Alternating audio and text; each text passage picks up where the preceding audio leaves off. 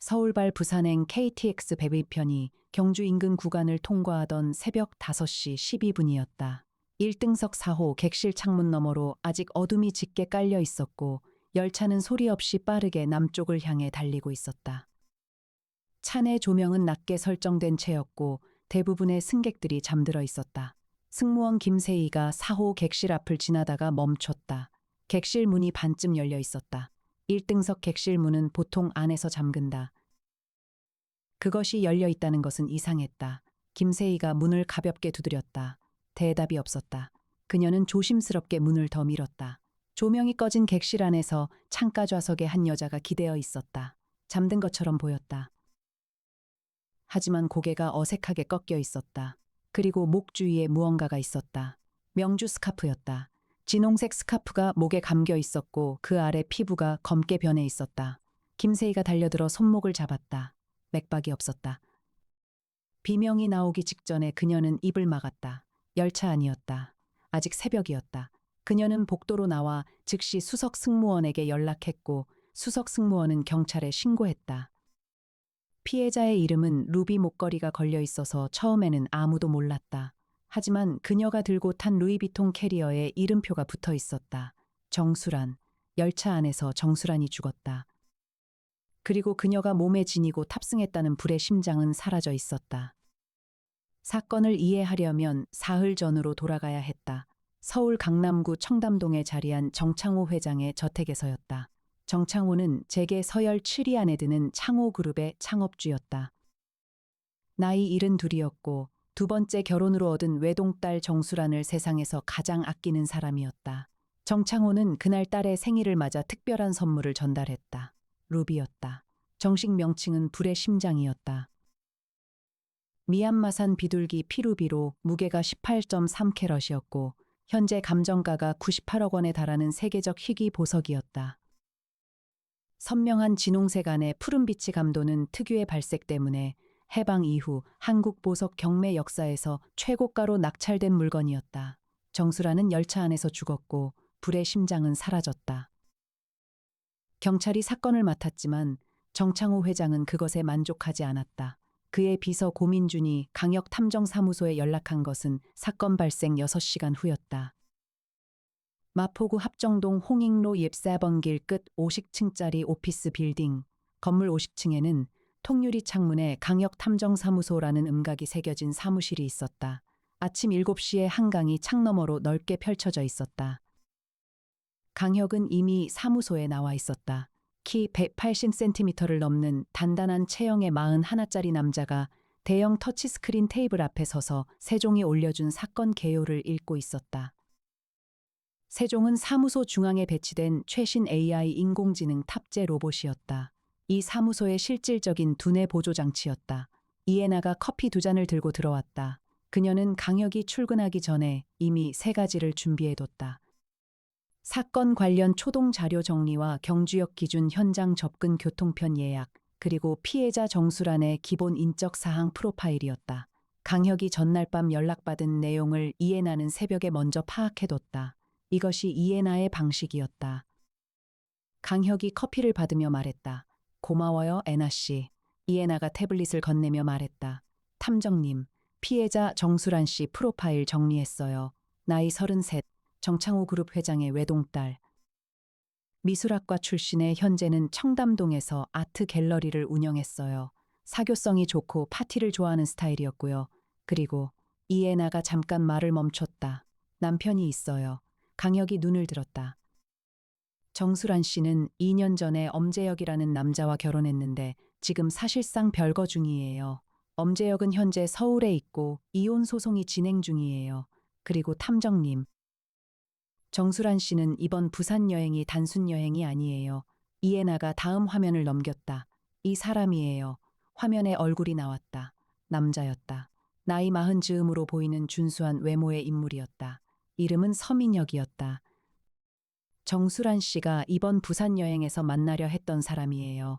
서민혁은 부산에서 소규모 투자회사를 운영하는 사람인데 정수란 씨와 6개월 전부터 교제 중이었어요. 정수란 씨는 이혼 후 이 사람과 재혼을 생각했던 것으로 알려져 있어요. 강혁이 태블릿을 내려놓으며 말했다. 남편 엄재혁은 이 사실을 알고 있어요? 이해나가 말했다. 알고 있었을 가능성이 높아요. 그리고 탐정님, 이해나가 세종에게 다음 자료를 띄우라고 했다. 엄재혁이 어젯밤 KTX를 탔어요. 화면에 열차 탑승자 명단이 떴다.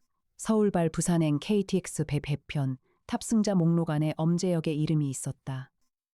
강혁과 이해나는 3시간 후 경주 인근 KTX 차량 기지에 있었다. 사건이 발생한 배헌편은 부산 도착 후 즉시 운행 정지됐다. 경찰이 차량을 확보하고 현장 감식을 진행 중이었다. 강혁이 1등석 4호 객실 안으로 들어섰다. 있는 것, 없는 것, 어색한 것. 있는 것은 스카프 흔적과 캐리어와 미세한 향수 냄새였다. 없는 것은 피해자의 핸드백이었다. 어색한 것은 창문 쪽 소형 테이블 위에 놓인 빈 와인잔 2개였다. 강혁이 이해나에게 말했다. 잔이 2개야. 이해나가 즉시 사진을 찍었다. 피해자가 혼자가 아니었다는 거네요. 아니면 누군가 만났거나. 강혁이 창문 쪽으로 시선을 옮겼다. 창틀 아래 좌석 사이 틈에 무언가 작은 것이 끼어 있었다. 강혁이 손전등을 비췄다. 명함이었다. 작은 흰색 명함이었는데 한쪽 면에 한자로 2글자가 적혀 있었다. 고매. 위에나가 그 명함을 사진으로 찍고 세종에게 전송했다.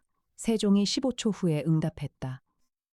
후명은 한자 이름으로 한국과 중국에 사용되는 이름입니다.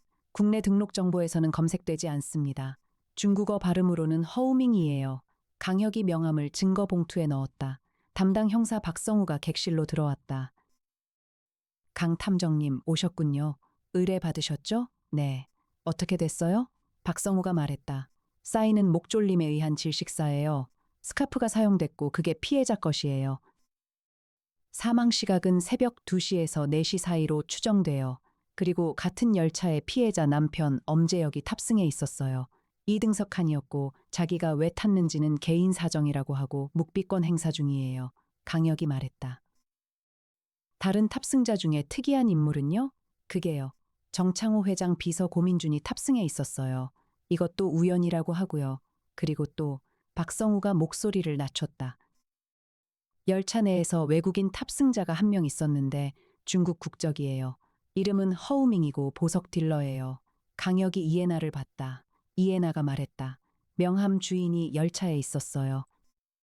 강혁은 열차가 임시 대기 중인 부산 차량 기지에서 탑승자들을 차례로 만났다. 이해나가 탑승자 명단을 세종으로 분석해 순서를 정해뒀다. 강혁이 누구부터 만날지 고민할 필요가 없었다. 이것이 이해나가 항상 한 발 앞서 움직이는 방식이었다. 첫 번째는 엄재혁이었다. 나이 38, 체형이 크고 눈빛이 날카로웠다. 변호사 자격을 갖고 있었고 표정을 잘 드러내지 않는 유형이었다. 그는 강혁과 마주 앉으면서도 팔짱을 낀 채 시선을 약간 비스듬하게 뒀다. 당신이 올 줄 알았어요. 정 회장이 보냈겠죠. 열차를 탄 이유가 있었겠죠. 엄재혁이 말했다. 개인적인 이유가 있었어요. 어젯밤 아내 객실을 방문하셨습니까? 아니요. 아내가 같은 열차에 있다는 것을 알았습니까? 엄재혁이 잠깐 침묵했다. 알았어요. 강혁이 말했다. 이혼 소송 중에 아내가 열차를 탄다는 것을 알고 같은 열차를 탔어요. 그리고 아내 객실을 방문하지 않았다고요? 그렇습니다. 이혼 과정에서 불의 심장이 재산 분할 대상이 됩니까? 엄재혁의 눈이 좁아졌다. 그건 장인어른이 생일 선물로 준 거예요. 재산 분할 대상이 아니에요. 그럼 그 루비에 관해서는 관심이 없으셨겠네요. 당연하죠. 강혁이 자리에서 일어났다. 엄재혁이 뒤에서 말했다. 탐정님. 나는 아내를 죽이지 않았어요. 강혁이 돌아보지 않고 말했다. 아직 그런 말을 한 적 없습니다. 두 번째는 고민준이었다. 나이 45, 정창호 회장의 수석 비서였다. 체형이 단정하고 언어가 절제된 사람이었다. 그는 강혁을 보자마자 먼저 말했다. 회장님께서 탐정님을 보내셨군요. 저는 모든 것에 협조할 것입니다. 어젯밤 탑승 목적이 무엇이었습니까? 회장님 지시로 정수란 전무님을 동행하러 갔습니다. 전무님이 부산에서 만나실 분 관련해서 회장님이 마음이 쓰이셨거든요. 서민혁 씨 말입니까?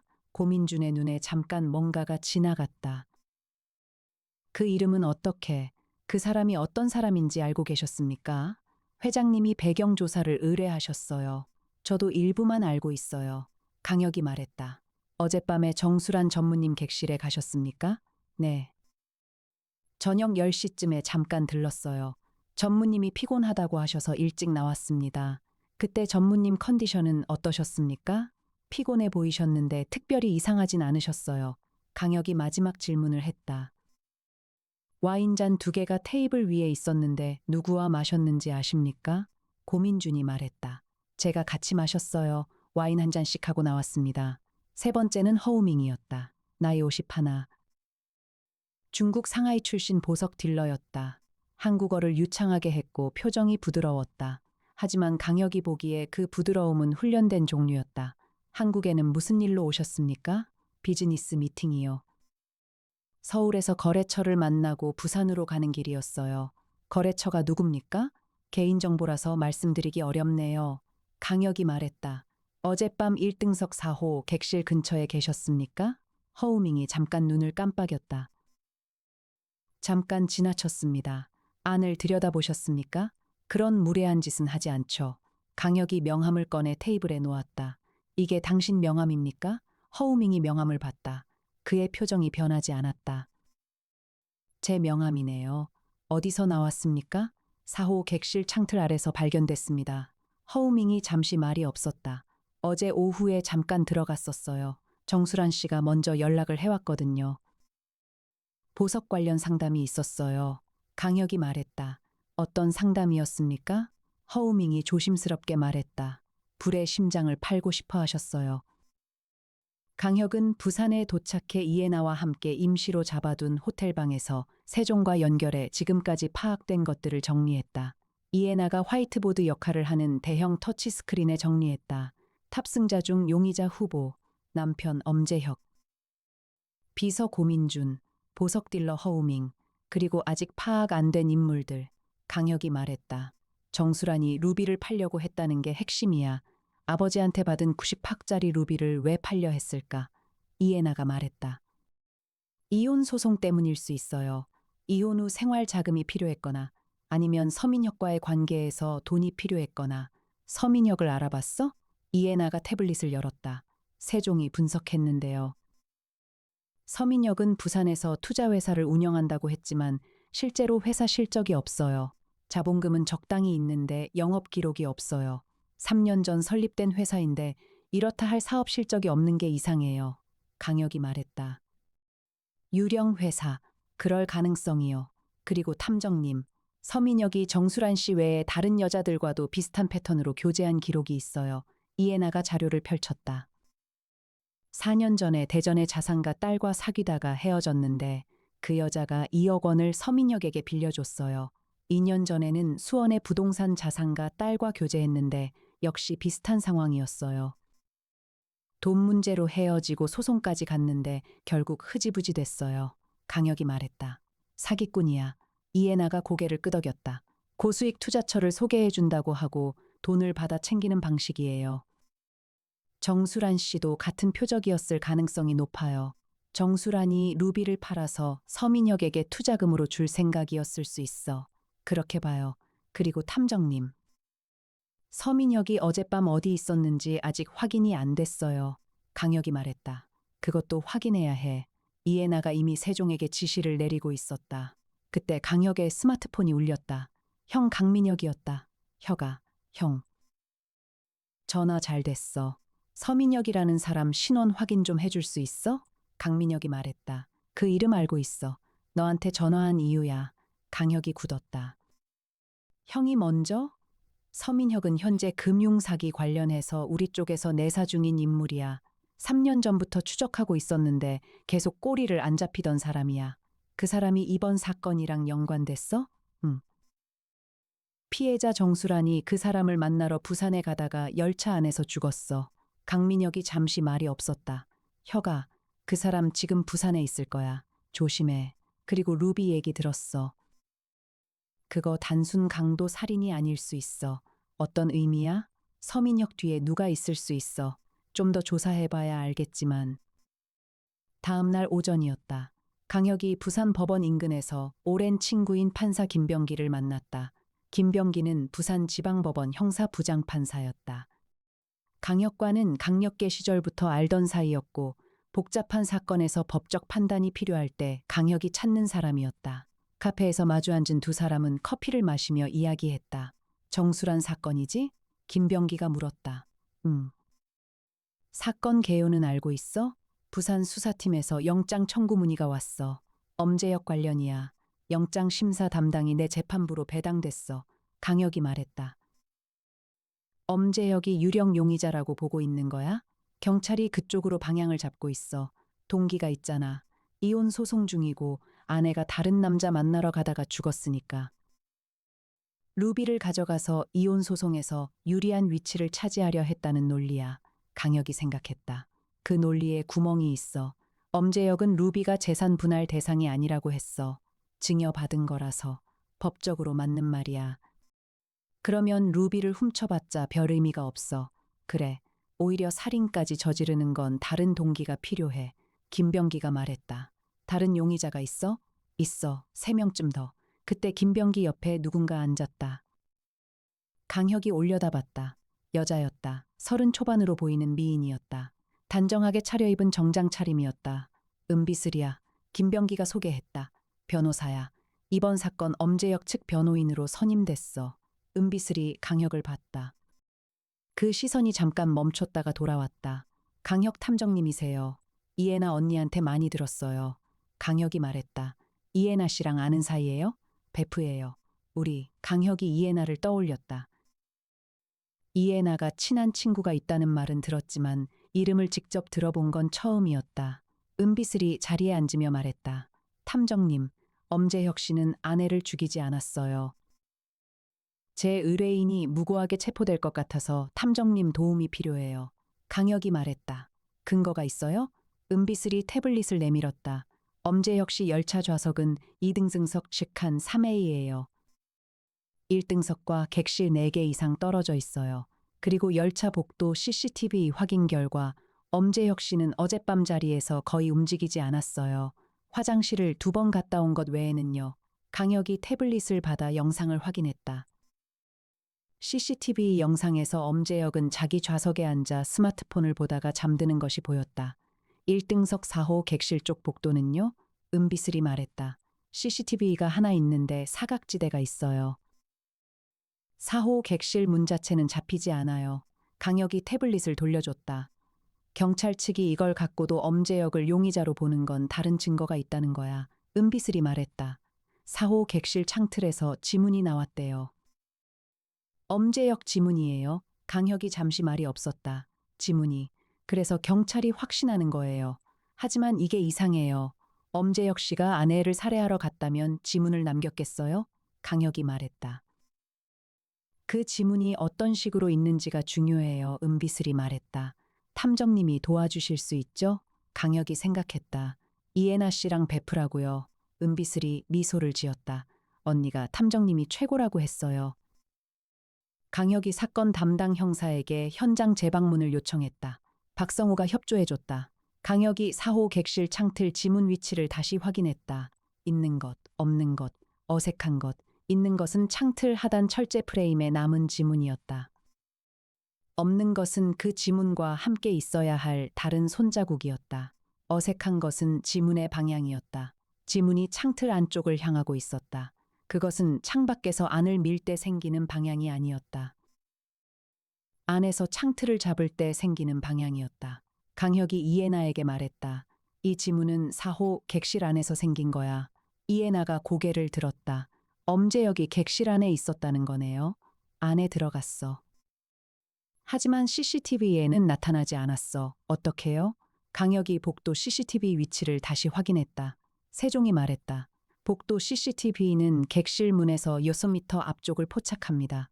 객실 문 바로 앞 구간은 사각지대입니다. 4호 객실 문 바로 앞으로 접근하면 CCTV에 잡히지 않습니다. 이해나가 말했다. 엄재혁이 사각지대를 이용해서 들어갔을 수 있어요. 강혁이 말했다. 아니면 누군가 그 사각지대에서 엄재혁의 지문이 찍힌 물체를 창틀에 갖다 댔을 수 있어. 이해나가 굳었다. 증거 조작. 가능성이야. 엄재혁이 낮에 4호 객실 근처를 지나면서 창틀을 손으로 짚었을 수도 있어. 그리고 그것을 누군가 이용한 거야. 강혁이 복도를 천천히 걸으며 CCTV 각도를 확인했다. CCTV가 포착하지 못하는 구간은 정확히 4호 객실 문 바로 앞 1.5m였다. 그 구간에서 조용히 객실 문을 열고 들어가는 것은 CCTV에 잡히지 않았다. 누구든 이 구조를 알고 있었어. 열차 구조를 사전에 파악한 사람이야. 이에나가 말했다. 허우밍이 보석 딜러야요. 국제적으로 활동하는 사람이면 열차 구조에 익숙할 수 있어요. 강혁이 말했다. 서민혁은 이 열차에 탔어? 이에나가 세종에게 즉시 탑승자 명단 제조회를 지시했다. 세종이 30초 후에 말했다. 서민혁은 이 열차 탑승 기록이 없습니다. 강혁이 말했다. 부산에 있다고 했잖아. 이에나가 말했다. 서민혁이 부산역에서 기다리고 있었을 수도 있어요. 열차 안에 있을 필요가 없었을 거예요. 그러면 서민혁은 자기 손을 더럽히지 않았어. 이틀 후였다. 엄재혁이 체포됐다. 경찰은 지문과 동기를 근거로 영장을 청구했고 김병기 판사가 심사를 통해 구속영장을 발부했다. 은비슬이 즉각 이해 신청을 했지만 법원은 받아들이지 않았다.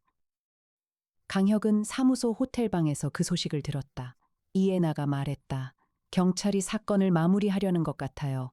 강혁이 창밖 부산 야경을 바라보며 말했다. 마무리가 아니야. 진짜 범인이 사건을 마무리시키고 있어.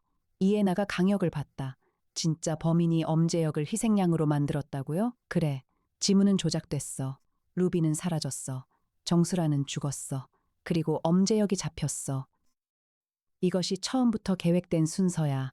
이에나가 말했다. 그러면 처음부터 엄재혁을 범인으로 만들 계획이 있었다는 거예요. 응. 그리고 그 계획을 실행한 사람은 열차 구조를 알고 있었고 정수란의 객실 위치도 알고 있었고 엄재혁의 지문을 얻을 방법도 있었어. 이에나가 생각했다. 고민준이요. 강혁이 돌아봤다. 왜? 고민준은 수석 비서예요. 정수란 씨의 좌석 정보를 알고 있었고 열차 탑승 명단을 정창호 회장 지시로 미리 파악했을 거예요. 그리고 엄재혁이 같은 열차에 탄다는 것도 알 수 있었겠죠. 강혁이 말했다. 하지만 동기가 뭐야? 비서가 주인 딸을 죽일 이유가 뭔데? 이에나가 말했다. 그게 제가 아직 못 찾은 부분이에요. 그날 밤 세종이 말했다. 고민준 관련 금융 기록 분석이 완료됐습니다. 세종이 분석한 고민준의 금융 기록에는 이상한 항목이 있었다. 3년 전부터 고민준의 계좌에 정기적으로 소액이 입금되고 있었다. 입금처는 매번 다른 계좌였지만 세종이 자금 흐름을 역추적한 결과 모두 동일한 상위 계좌에서 분리된 것이었다. 그 상위 계좌의 실소유주, 세종이 말했다. 상위 계좌의 실소유주는 허우밍과 연관된 홍콩 계좌로 연결됩니다. 단 이것은 간접 연결이어서 직접 증거로 사용하기는 어렵습니다. 강혁이 말했다. 허우밍이 고민준한테 돈을 줬어. 이에나가 말했다. 고민준이 허우밍의 정보원이었던 거예요. 정창호 그룹 내부 정보를 빼돌린 거죠. 강혁이 말했다. 불의 심장이 언제 정수란에게 전달되는지 허우밍이 알 수 있었어. 이에나가 말을 이었다. 그리고 정수란이 허우밍에게 루비를 팔겠다고 먼저 연락했다고 했잖아요. 그게 자연스러운 게 아니야. 허우밍이 고민준을 통해 정수란에게 접근해서 루비 매각을 제안했을 거예요. 강혁이 고개를 끄덕였다. 서민혁한테 투자금을 주기 위해 루비를 팔려 했고 허우밍이 그 기회를 잡은 거야. 이에나가 말했다. 그런데 왜 살인까지? 강혁이 말했다. 가격 협상이 결렬됐을 가능성이 있어. 허우밍이 제시한 가격에 정수란이 응하지 않았거나 아니면 강혁이 잠시 생각했다. 아니면 정수란이 뭔가를 알았어. 이에나가 말했다. 뭘요? 허우밍이 단순 딜러가 아니라는 것.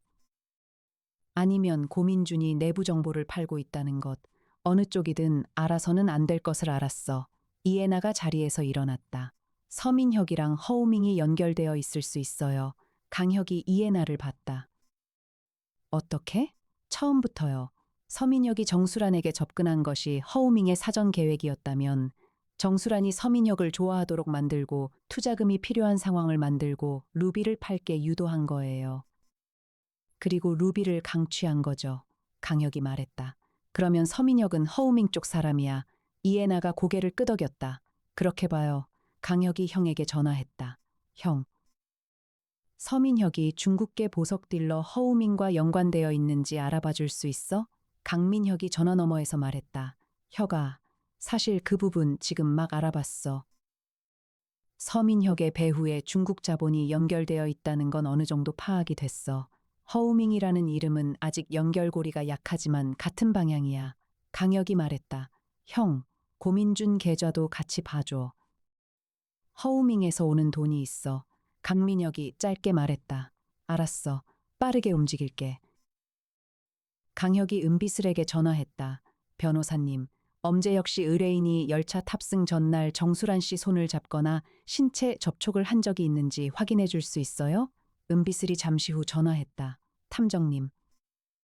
탑승 전날 저녁에 엄재혁 씨가 정수란 씨 측 법무팀 변호사와 이혼 관련 서류 수령을 위해 만났는데 그때 정수란 씨도 잠깐 나타났대요. 서류 관련 확인 때문에. 그때 두 사람이 가까이 있었고 서류 교환 과정에서 손이 닿았을 가능성이 있다고 해요. 강혁이 말했다. 그 자리에 고민준도 있었나요? 은비슬이 말했다. 탐정님, 어떻게 알았어요? 고민준이 정수란 씨 대리로 그 자리에 나왔대요. 강혁이 고개를 끄덕였다. 고민준이 그 기회에 엄재혁의 지문이 찍힌 물체를 확보했어요. 서류나 컵이나 뭐든. 그리고 그것을 객실 창틀에 가져다 댔어요. 은비슬이 잠시 침묵했다. 그것을 증명할 수 있어요? 서류가 필요해요. 그날 교환된 서류들의 현재 위치를 파악하면 돼요. 고민준이 갖고 있던 서류 중에서 지문이 확보된 것이 있을 거예요. 은비슬이 말했다. 알겠어요. 확인해 볼게요. 그리고 잠깐 침묵이 흘렀다. 탐정님, 은비슬이 말했다. 목소리에서 조금 달라진 결이 있었다. 강혁이 말했다. 네. 이해나 언니가 탐정님이 피해자의 마음에 진심으로 공감하는 사람이라고 했어요. 정수란 씨 한 번도 못 뵀지만 억울하지 않았으면 좋겠어요. 강혁이 말했다. 그래서 하는 일이에요. 허우밍은 부산 해운대에 있는 호텔에 투숙 중이었다. 강혁이 세종에게 허우밍의 이동 경로를 추적하게 했다. 세종은 호텔 주변 CCTV와 스마트폰 위치 데이터를 연동해 허우밍의 동선을 파악했다. 사건 당일 밤 허우밍은 열차 안에서 정수란 객실 주변에 있었다. 하지만 CCTV 사각지대 구간이 있어서 직접적인 증거가 없었다. 그런데 세종이 말했다. 허우밍의 가방에 대한 열차 수화물 검색 기록이 있어요. 탑승 시에 수화물 X선 검색을 받았는데 그때 가방 안에 소형 공구 세트가 있었어요. 강혁이 말했다. 공구 세트. 드라이버와 작은 핀셋 등이 포함된 세트예요. 보석 딜러가 갖고 다닐 수 있는 물건이라 별다른 문제가 되지 않았어요. 하지만 탐정님, 그 공구 중에 얇은 강선이 있었어요. 이해나가 말했다. 강선으로 목을 조를 수 있어요. 강혁이 말했다. 스카프 외에 다른 도구를 쓴 흔적이 있어? 이해나가 국과수 감식 결과를 다시 확인했다. 국과수 보고서에 목 부위 아픈을 분석한 부분이 있는데요. 스카프로 인한 아픈 외에 매우 얇은 선형 아픈이 옅게 남아있다고 되어 있어요. 스카프를 이용하기 전에 다른 것으로 먼저 압박했을 수도 있다고요. 강혁이 말했다. 강선으로 의식을 잃게 만든 뒤 스카프로 마무리했어. 이해나가 말했다. 그리고 스카프를 남겨두면 피해자 자신의 물건이 사용된 것처럼 보이니까 외부 도구 사용 흔적이 희석돼요. 강혁이 일어났다. 허우밍을 지금 만나야 해. 이해나가 이미 세종에게 허우밍의 현재 위치를 확인하고 있었다. 해운대 호텔 1층 레스토랑에 있어요. 강혁이 해운대 호텔 레스토랑에 들어섰다. 허우밍은 창가 테이블에 혼자 앉아 점심을 먹고 있었다. 강혁을 보더니 손에 든 포크를 내려놓았다. 강혁이 맞은편에 앉으며 말했다. 앉아도 될까요? 허우밍이 말했다. 탐정님이 찾아오실 줄 알았어요. 그래요? 제가 용의자 중 한 명이겠죠. 강혁이 말했다. 허우밍 씨. 정수란 씨가 먼저 루비 맥을 제안했다고 하셨는데 그 제안이 어떤 경로로 왔습니까? 문자 메시지로요. 그 문자가 아직 있습니까? 삭제했어요. 강혁이 말했다. 편리하게 삭제됐네요. 허우밍이 말했다. 개인 거래 내용이라서요. 강혁이 테이블 위에 사진 한 장을 놓았다. 그것은 세종이 자금 흐름을 분석한 도식이었다. 고민준 계좌와 허우밍 관련 홍콩 계좌를 연결한 그림이었다. 허우밍이 사진을 봤다. 그의 표정이 굳었다. 이게 뭡니까? 비서 고민준 씨한테 정기적으로 돈을 보냈군요. 3년 동안. 허우밍이 눈을 들었다. 증거가 있습니까? 충분히요. 허우밍이 잠시 말이 없었다. 저는 사업 자문료를 지불한 것뿐이에요. 고민준 씨가 탐정님한테 어떤 사업 자문을 했죠? 강혁이 물었다. 허우밍이 입을 닫았다. 강혁이 말했다. 허우밍 씨, 당신이 정수란 씨를 죽였다는 증거를 저는 갖고 있어요. 열차 안공구 세트와 피해자, 목 아픈 분석 결과가 일치해요. 고민준 씨와의 자금 거래도 있어요. 이제 선택해야 해요. 허우밍이 창밖을 바라봤다. 해운대 바다가 넓게 펼쳐져 있었다. 오랜 침묵이 지나고 나서 그가 말했다. 저는 루비만 원했어요. 정수란 씨를 죽이는 건 계획에 없었어요. 강혁이 말했다. 그럼 계획을 바꾼 이유가 있겠죠. 허우밍이 낮게 말했다. 정수란 씨가 알았어요. 뭘요? 서민혁이요. 그 사람이 어떤 사람인지를요. 부산에 도착하면 경찰에 신고하겠다고 했어요. 서민혁에 대해서뿐 아니라 고민준한테서 그룹 정보를 산 것까지요. 강혁이 말했다. 그래서 죽였어. 허우밍이 대답하지 않았다. 그것이 대답이었다. 강혁이 박성우 형사에게 전화해 허우밍 체포를 요청했다. 그리고 형에게도 연락했다.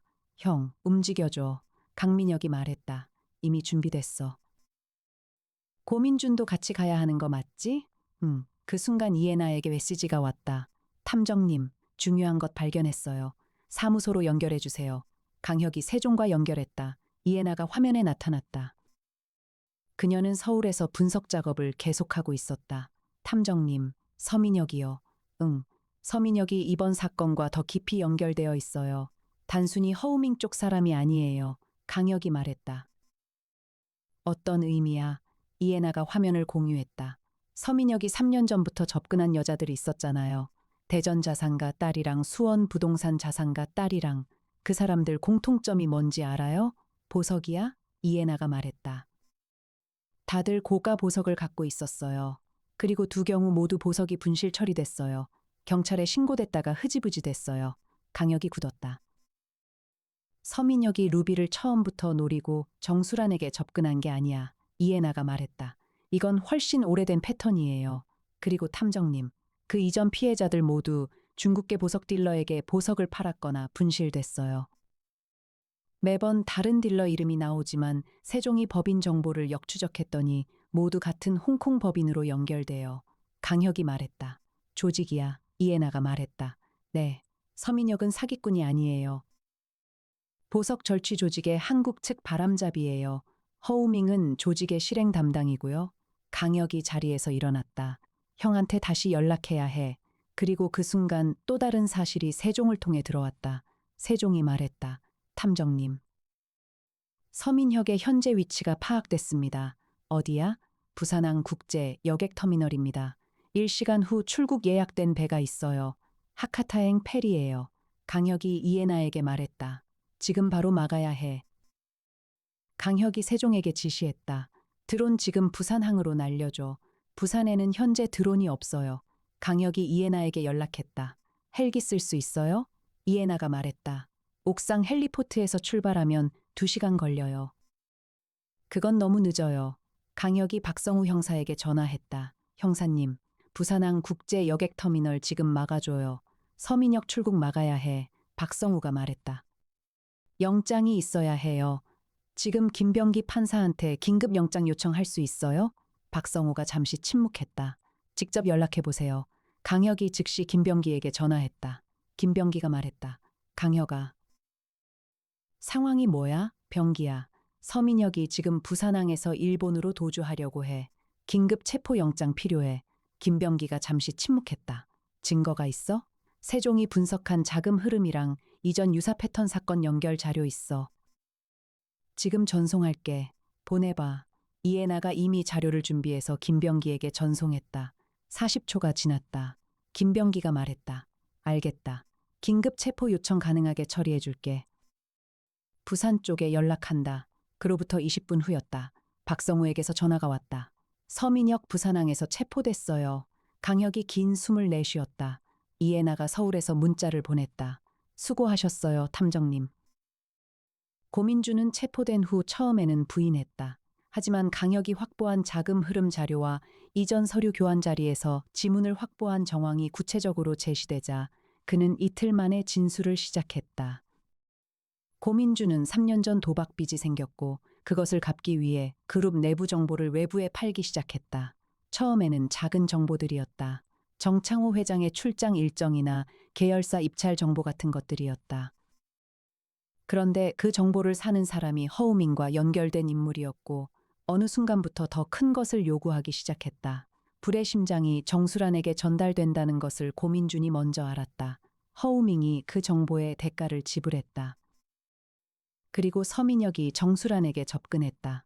고민준의 역할은 서민혁과 정수란의 교제 과정에서 정보를 전달하고 정수란이 루비를 팔기로 마음먹는 과정을 유도하는 것이었다. 그는 정수란 곁에 있는 사람이었기 때문에 그것이 가능했다. 하지만 그는 살인을 계획하지는 않았다고 진술했다. 허우밍이 단독으로 결정한 것이었다. 정수란이 부산 도착 후 경찰에 신고하겠다고 한 것을 서민혁에게서 들은 허우밍이 열차 안에서 먼저 움직인 것이었다. 그것이 고민준의 진술이었다. 강혁은 그 진술을 들으며 한 가지를 생각했다. 고민준은 자신이 살인에 관여하지 않았다고 했다. 그것이 사실이라면 그는 루비 절취와 정보 유출 공범이지만 살인의 주도자는 아니었다. 사건의 가장 나쁜 부분은 허우밍이 했다. 하지만 그 모든 것이 가능했던 것은 고민준이 내부를 열어뒀기 때문이었다. 강혁은 그것을 사건 보고서에 그대로 적었다. 불의 심장은 어디에 있었는가? 그것이 사건 마지막 남은 질문이었다. 허우밍이 체포될 때 그의 짐 안에는 루비가 없었다. 강혁이 이해나에게 말했다. 루비를 누군가에게 넘겼어. 이해나가 말했다. 서민혁이 도주하려 했으니까 서민혁한테 넘겼을 가능성이 있어요. 강혁이 말했다. 서민혁을 체포할 때 수화물 검색했어? 이해나가 박성우에게 확인했다. 박성우가 말했다. 짐 안에 고가 물건은 없었어요. 강혁이 생각했다. 서민혁이 갖고 있지 않았어. 이해나가 말했다. 그러면 누군가 다른 사람이 갖고 있어요. 세종이 말했다. 탐정님. 열차 탑승자 명단에서 한 명을 더 확인했어요. 처음에는 자동 분류에서 제외됐던 인물이에요. 강혁이 물었다. 누구야? 황인숙입니다. 나이 52, 직업은 골동품 중개업이에요. 1등석 7호 객실에 탑승했어요. 강혁이 말했다.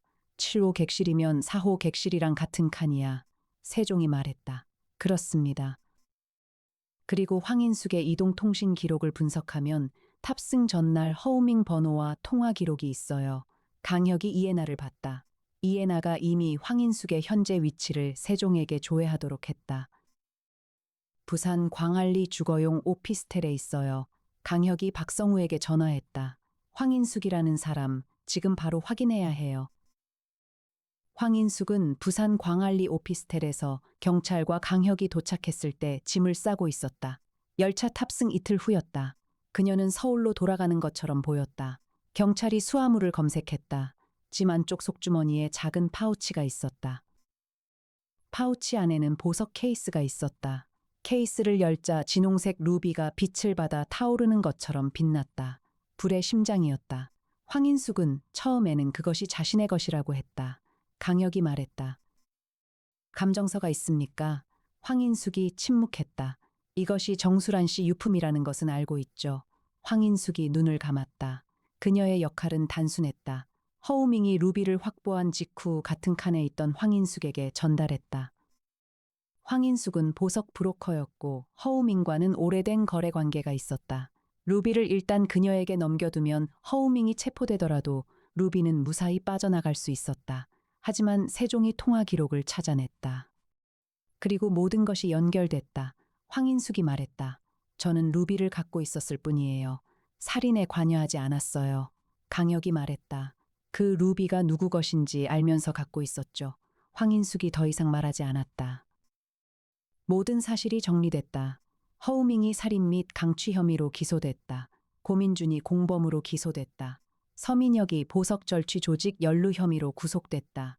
황인숙이 작물 취득 혐의로 수사를 받게 됐다. 엄재혁은 구속 사흘 만에 석방됐다. 은비슬이 강혁에게 전화했다. 탐정님, 감사해요. 의뢰인이 석방됐어요. 강혁이 말했다. 지문 조작 증거가 확실히 됐어요? 네. 고민준이 이틀 전 서류 교환 자리에서 엄재혁 씨 손이 닿은 서류를 따로 보관했다가 그걸 창틀에 갖다 댔어요. 그 서류에서 고민준 지문도 같이 나왔어요. 증거 조작이 확인됐어요. 강혁이 말했다. 잘 됐네요. 은비슬이 잠깐 말을 멈추다가 말했다. 탐정님, 언제 서울 오시면 밥 한 끼 같이 해요. 강혁이 잠시 말이 없었다. 네, 기회가 되면요. 전화를 끊고 나서 이해나가 강혁 옆에서 말했다.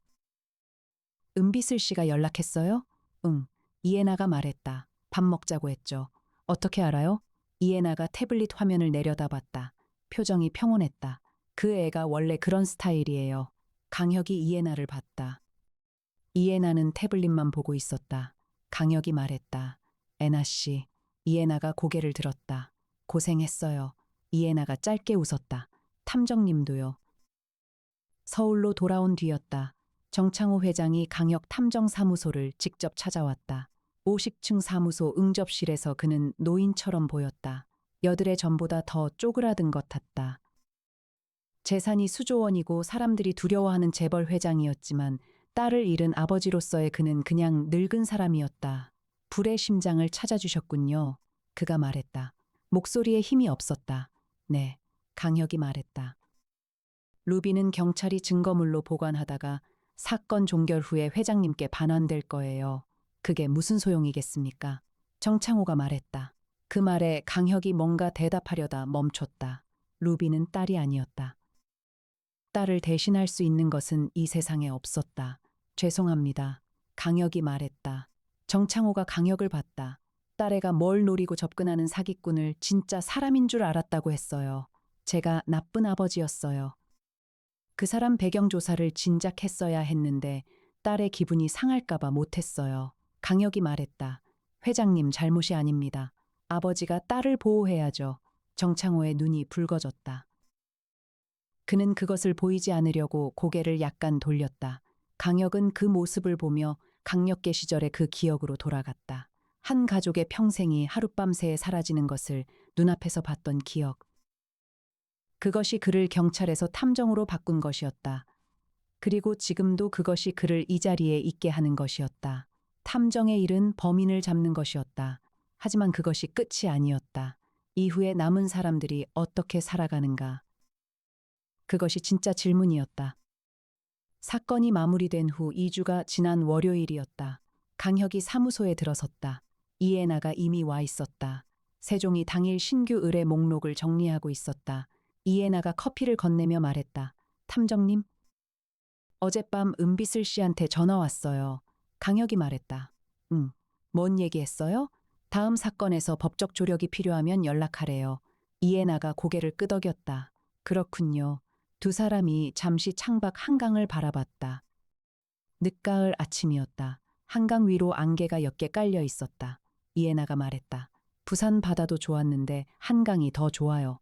강혁이 이해나를 봤다. 왜요? 이해나가 강혁을 보지 않고 한강을 바라보며 말했다.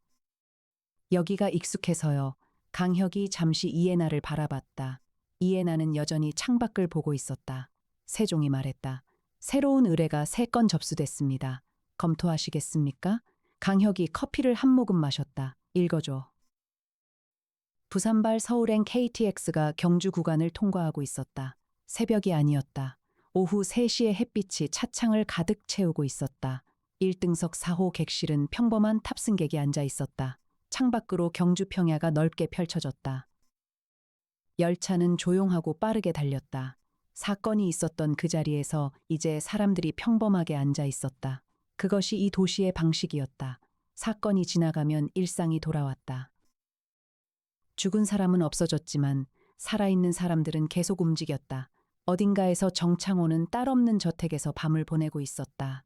엄재혁은 이혼 소송을 계속하고 있었다. 서민혁은 구치소 안에 있었다. 허우밍도 마찬가지였다. 불의 심장은 아직 증거물로 보관 중이었다. 루비는 단단하고 무심했다. 주인이 죽어도 빛이 바래지 않았다. 그것이 보석의 비정함이었다. 강혁은 그 생각을 하지 않으려고 했지만 가끔 떠올랐다. 사람이 사라지고 물건이 남는다. 그 역전이 세상에서 가장 슬픈 것 중 하나였다. 그래서 그는 탐정을 했다. 사람이 사라지지 않도록, 아니면 사라진 사람의 목소리가 지워지지 않도록 열차는 계속 달렸다.